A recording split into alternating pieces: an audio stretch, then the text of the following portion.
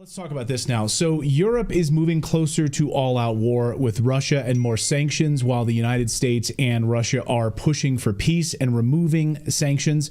It's a tale of two continents right now. And here's Ursula von der Leyen. Says, I welcome the agreement on our 16th package of sanctions. The EU is clamping down even harder on circumvention by targeting more vessels in Putin's shadow fleet and imposing new import and export bans. We are committed to keep up the pressure on the Kremlin. Because that's been working so well? Yeah, it's been working great. Look how you've destroyed Europe's economy, by the way, and the United States economy, by the way. President Trump even talked about inflation yesterday during that press conference, saying that because of this, we've had massive inflation. So it's going to end. Meanwhile, Putin this morning confirmed that the United States and Russia have now formalized relations once again. These relations were canceled, of course, under President Biden. Listen. It says we have taken the first step to resume work in the most diverse areas of mutual interest, including the Middle East and the broad sense of the word. And I mean our presence in Syria, the Palestinian-Israeli settlement, and so on. So basically, across the board, we're normalizing relations now with the United States. Like, what? This all happened in like 3 weeks? Okay. But then the gloves came off, of course. A short time ago, President Trump, this morning, called Ukrainian President Zelensky a dictator and said he has a 4% approval rating, which he said last night at that press conference, doubling down on it now. And he called out and he called out the entire Ukraine war as a massive deep state money laundering operation. Wow. What? Okay. Estados Unidos y Rusia acordaron normalizar relaciones bilaterales tras la cumbre de alto nivel que sostuvieron las delegaciones de ambas naciones en Riad, en Arabia Saudita, este martes. Se trató de los primeros contactos directos entre ambas partes desde que Rusia invadió territorio ucraniano y no contaron con participación de una delegación ucraniana. Todo ello de cara al plan de paz que Donald Trump propone para finalizar la guerra. Para analizar... Muy buenas tardes, amigos magos. Sí, es viernes, día 21 de febrero, ultimátum de Donald Trump a la Unión Europea, Macron, que está totalmente descompuesto y con los papeles perdidos, Zelensky, que ya no pinta nada y que hoy por eso os hemos puesto en la carátula la Torre Eiffel, porque igual el destino dorado podría ser París, podría ser Londres, quién sabe, pero está en la cuerda floja. Todas las noticias del frente, reacciones, J.D. Vance, Elon Musk, el nuevo jefe del FBI, brutal.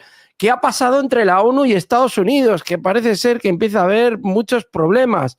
¿Van a volver las empresas occidentales a Rusia? Declaraciones de Lavrov, de Peskov. Bueno, os traemos un programa. Macron, que no sabe ni poner los mapas. También nos lo traemos. Maestro Iturralde, buenísimas tardes. Buenas tardes, don Miguel Méndez, amigos magos, especuladores bursátiles y demás gente de mal vivir. Hoy es brutal la información que nos trae Miguel. Trump ha dado un ultimátum. ¿Cuánto tiempo? 3 semanas. Donald Trump dio 3 semanas a la Unión Europea para acordar los términos de la rendición de Ucrania. Y esto lo ha comentado en la red social X el eurodiputado Mika Aol-Tola. Habrá consecuencias para la Unión Europea. Si no lo hacemos, Estados Unidos se retirará de Europa, indica el texto. Altola se quejó también de que el presidente estadounidense da prioridad a las preocupaciones de seguridad de Rusia. Tenemos 3 semanas para madurar y para tomar una decisión, Alberto. Bueno, por una parte, no es mala noticia que Estados Unidos se retire de Europa. Pero yendo al fondo de la intención de Donald Trump, hay algo que es importantísimo. Brutal. Hasta ahora quedaba la duda, y lo hemos planteado aquí muchas veces, de si la Unión Europea sería capaz de continuar surtiendo de armas a Ucrania o de dinero o de lo que fuera con el fin de mantener viva la guerra con Rusia. Recordad que esas élites corporativas que no creen en los estados-nación, su dinero no tiene patria, ellos simplemente quieren hacer dinero a costa de los ciudadanos y a costa de destruir a los ciudadanos.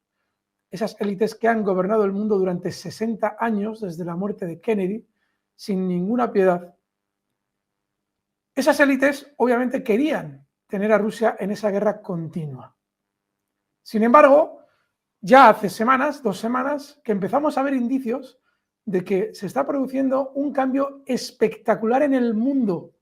Algo increíble, el fin de una era de 62 años en la que, tras la muerte de Kennedy, esas élites corporativas se hicieron con el mundo a fuego, a sangre y fuego, y a robo puro y duro, financistas totalmente, para generar toda la destrucción que hemos vivido en estos 60 años. Y sin embargo, puede ser que Donald Trump no lo consiga, pero por ahora sus intenciones son más que sinceras. Y aquí tenemos otra evidencia más.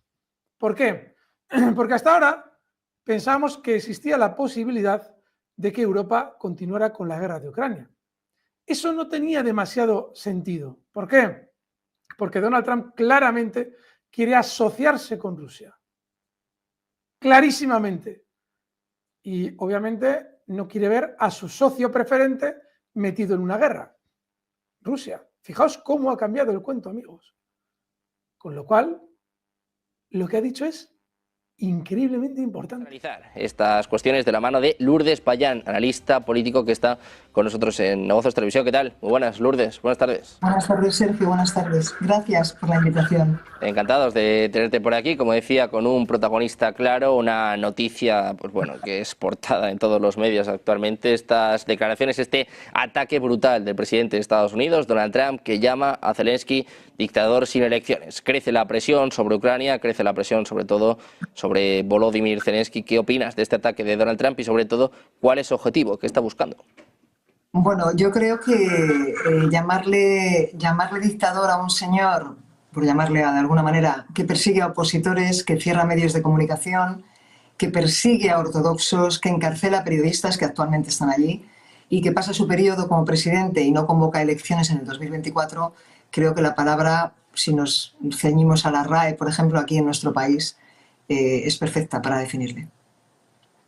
Bueno, pues un calificativo que desde luego está levantando muchas ampollas, sobre todo en Europa, ¿no, Lourdes? Hemos visto a Europa respondido hace escasos minutos diciendo a la Comisión Europea que Ucrania es una democracia, pero que Rusia no lo es. De momento en Rusia hubo elecciones, ¿eh? Cada uno las puede valorar como quiera, pero por lo menos hubo elecciones. De momento en Ucrania no hay elecciones, Zelensky se niega, dice que su aprobación es del 57%, decía Trump que no, que era un 4%, pero de momento no hay elecciones, ¿no, Lourdes? Se decía Elon Musk, oye, si tienes tanta aprobación, vamos a elecciones, ¿no? Que sea el pueblo que dé inflación, ¿no? Que es también uno de los focos de tensión. Estados Unidos le pedía firmar un acuerdo sobre estos minerales, sobre estas tierras raras. Hablaba de 500.000 millones que debe a Estados Unidos. Decía Trump que lo que mejor se le ha dado a Zelensky en estos años es utilizar a Joe Biden. ¿Hasta dónde puede aguantar la presión Volodymyr Zelensky? ¿Hasta dónde crees que va a apretar Donald Trump para conseguir este acuerdo y también para conseguir una ventaja para negociar luego con Putin? Bueno, yo creo que el mayor movimiento que ha hecho Trump ha sido la iniciativa de la reunión en Riad, porque normalmente, bajo mi opinión, normalmente las iniciativas para hacer estas cosas las toman los que van perdiendo, no las toman los que van ganando. Entonces, el no invitarle, por ejemplo, a él es porque evidentemente alguien que no quiere negociar no tiene que estar en la mesa y tendrían que estar los que han estado, los actores principales, porque mi opinión también es que en este caso no solo se han sentado para hablar de la crisis de Ucrania y el tema de Ucrania, sino para hablar de oportunidades geopolíticas y comerciales. O sea, eso está muy soterrado, pero yo creo que hay mucha más historia detrás de todo esto. Zelensky lo sabe. Yo creo que lo que se le olvida es el pacto que hizo hace muchos años, el pacto que hizo con quien todos sabemos, ¿no? Con esas manos negras que ya no están en la Unión Europea, pero siguen estando ahí. Y evidentemente yo creo que la mejor salida que podría tener es marcharse antes de que le echaran. Esa es mi opinión. Estabas comentando, Lourdes, un tema interesante de esta reunión, de momento no, de esta llamada telefónica que mantuvieron Vladimir Putin y Donald Trump. Se está hablando mucho de la arquitectura de seguridad europea, se está hablando mucho del tema de la energía, también del desarme nuclear. Claro, esta negociación entre Rusia y Estados Unidos no va solo sobre Ucrania, ¿no? Va mucho más allá. Viene a hablar prácticamente de un nuevo orden mundial, ¿no? También intenta alejarle todo lo que pueda de China, ¿no? Porque sabe que los BRICS pues pueden hacer mucho daño al dólar. Muchísimo daño, y además creo que las tres conversaciones importantes, las tres patas, serían los tratados de armamento, las áreas de influencia, por supuesto, y sobre todo el comercio mundial. Entonces creo que lo de Ucrania es algo que sí, que hay que controlar y hay que gestionar, pero por detrás de todo esto hay algo mucho más importante y que además nos afecta a todos, que son estos 3 puntos. Bueno, pues mientras tanto vemos también las respuestas de Volodymyr Zelensky, que ayer hablaba de que no puede vender a su país, hablaba bueno, de estas elecciones y también hemos visto la respuesta que ha tenido en el día de hoy con el bloqueo de Truth Social en toda Ucrania. Claro, Trump le llamaba dictador, ahora hace esto Zelensky, ¿está dando la razón al presidente de Estados Unidos? Llevamos 3 años denunciándolo, llevamos 3 años diciendo cada uno de los que se han ido cerrando, precisamente de todos los medios no afines a él, y evidentemente cuando nos acordamos y hacemos un retroceso en el tiempo y sabemos que en el 2014 es cuando empieza esta guerra y todo lo que pasó en ese tiempo, y no nos dejamos a nadie fuera, no nos dejamos a Nuland, no nos dejamos el Maidán, pues se entienden muchas cosas en este momento. Pero claro, hay que retrotraerse en el tiempo y ver todas las cosas que han pasado. Bueno, pues mientras tanto seguimos a vueltas con la postura de Europa, ¿no? Decía ayer Lavrov que está en la mesa de los niños, lo decía también el CEO de Rheinmetall, una de las mayores empresas defensivas en toda Europa, que bueno, venía a decir que Europa se está quedando relegada, pero mientras tanto, como suele suceder en estos casos, Europa bueno, pues sigue dando pasos hacia adelante. Se ha conocido que tanto Starmer como Macron van a viajar la semana que viene, que tienen un plan de defensa. Su plan es enviar tropas, dicen tropas de paz, tropas de mantenimiento de la seguridad. Ya ha dicho Rusia que el envío de tropas británicas, el envío de tropas de la OTAN, básicamente a Ucrania, es inaceptable. Claro, parece que se relaja la tensión con Estados Unidos, pero ¿qué puede pasar con Europa? ¿Qué puede pasar si enviamos allí a las tropas? A ver, yo creo que Putin no va a consentir que entren tropas allí en su territorio, que es lógico. Además, yo creo que cuando se analiza hay que quitarse banderas y no ser visceral. Yo creo que no lo va a consentir y además Trump está al tanto de todo, con lo cual, sabiendo todos que el 40% de la OTAN y de la fiesta de la OTAN la pagan Estados Unidos, pues creo que lo que está haciendo Europa ahora mismo, que para mí está completamente desestructurada, es intentar mantener o enseñarle al mundo que todavía son soberanos, y entonces en ese impasse de querer enseñar esa soberanía, cuando está tan desestructurada, pueden hacer un plan 100, pero yo creo que no tienen ninguna capacidad para hacerlo. ¿Y cuál es el futuro tanto...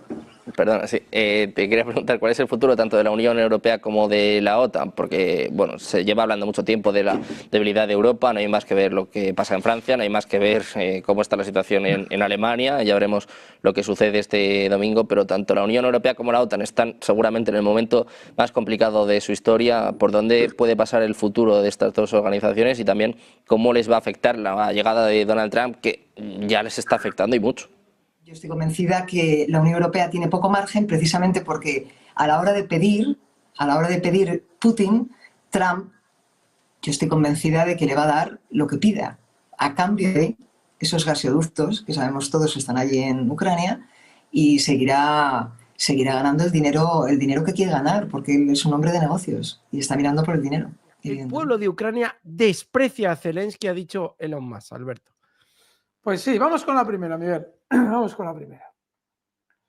¿Sabéis que Mussolini cómo acabó? Acabó colgado boca abajo en una gasolinera con Petacci, con su mujer, en una secuencia icónica de la Segunda Guerra Mundial. Clara Petacci, creo que se llamaba. No me acordaba el nombre. Pues ojo, porque no es descabellado. Ahora, a partir de ahora, una vez que ya Donald Trump ha pisado el acelerador